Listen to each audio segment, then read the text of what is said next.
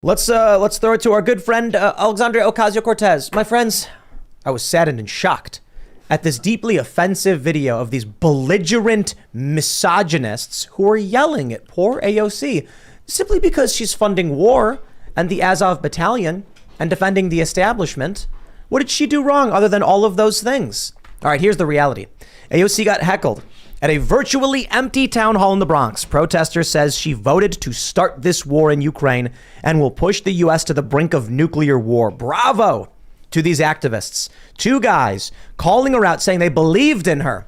And now she's become a shill for the establishment, providing funding for war and Nazis in Ukraine. I love it. And so I tweeted this out. In response to these activists saying that, I pulled up a story from NBC News saying, Putin's false Nazi claims about Ukraine.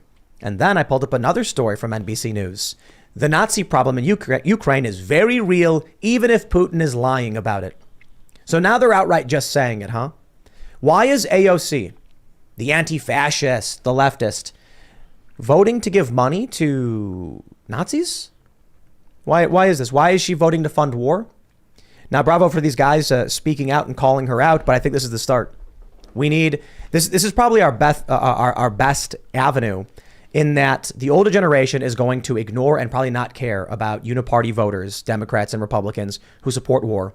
But the younger generation is much more disillusioned and angry about it. AOC just knifed them all in the back by supporting all of this.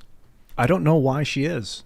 Because she's a shill. She's always been a shill. She's not alone, though. I mean, even when you go back to previous wars under Democratic administrations, when you go back to Kosovo in the 90s, when you go back to Libya under Barack Obama, there was at least a subset. They weren't the mainstream Democrats, but they were a subset of self-styled progressive Democrats who would vote against funding these wars, who would join lawsuits against presidential wars. There really isn't anything like that going on right now. Every single Democrat in Congress voted for the $40 billion aid package to Ukraine. And I don't know if these activists heckling AOC mean that there is still some grassroots anti-war left out there that is just not represented by anybody in Congress. And if they start speaking up, maybe they will be. Or if this is sort of the last gasp of that sentiment. It's done. I mean, Tulsi Gabbard was it. Right. She's Tulsi gone. What Gabbard. about Bernie? Did he vote to send all the money? Bernie Sanders. All of them. Yeah. Bernie did too, huh? Yeah. Not a single one didn't. Barbara Lee, Ro Khanna, people who are generally very good on a lot of, who've worked across the aisle on things like Yemen, have really been nowhere to be seen on this one. I think Cortez she's pretty responsive to the crowd. And this guy, this heckler, I don't even know. I'm not sure if heckler is the right word, because he wasn't insulting her. He was just screaming in panic that if she doesn't stop this, that we're going to die in a nuclear war. And the terror in his voice is palpable. Seems like he's not wrong. She responds to emotions. So yeah, definitely. I'm not encouraging people to go scream at politicians, but I mean, they're there to represent us. And if they're not representing us, we need to make our voices heard. Trump-Russia is a big part of this, too. The fact that the whole Trump-Russia narrative became so big on the left that Vladimir Putin is viewed by some grassroots Democrats as the man who installed the Orange Man in power in the United States. So that created a lot of anti-Russia sentiment among people who maybe even during the Cold War, when it might have been more justified, didn't have these types of sentiments. So I think there was more openness to hawkishness against Russia because of domestic political disputes and domestic political tribalism that might have existed otherwise, especially among some people on the center to hard left.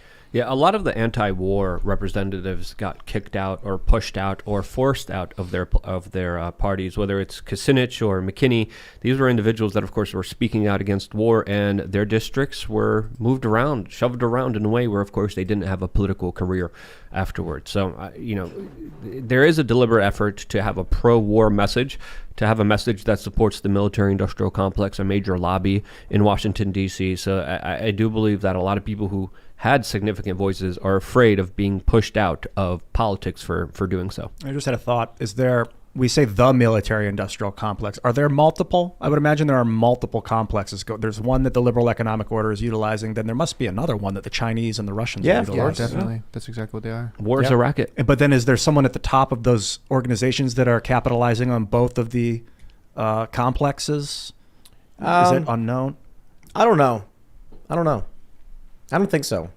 I think you've got the Western military-industrial complex that loves war because it guaranteed contracts, extremely expensive, extremely lucrative. But I don't think that there's this grand cabal that controls the military apparatus of China, Russia, and the West and then pits them against each other. It's not like, in Sherlock Holmes when Moriarty's got the book and he's trying to orchestrate World War I or whatever. Because war is money. Yeah, I think you're right. I don't think there is somebody at the top. I think the bankers are profiting off of it. The but even then, there's multiple. They're probably selling weapons across the board. They're playing both sides. Yeah. I mean, look, Obama was sending weapons to the cartels. Now there's another story emerging about something similar. The gun manufacturers being accused of sending weapons to cartels. These manufacturers don't care. They just like, give me the money and the weapons are yours. That's it. Yeah, and I don't think you can't sue the manufacturer if someone does something horrible with their weapon. At least I don't think you can. Well, they're trying now, especially. Yeah, but we're talking about war even. Yeah. It's like if we're at war with China, ain't nobody from China going to sue the United States. What are you doing? We're at war. Like actively killing each other. So I'd like to say that, we're moving away from all this stuff. But I think for a variety of reasons, there are many people very invested in a nuclear apocalypse occurring.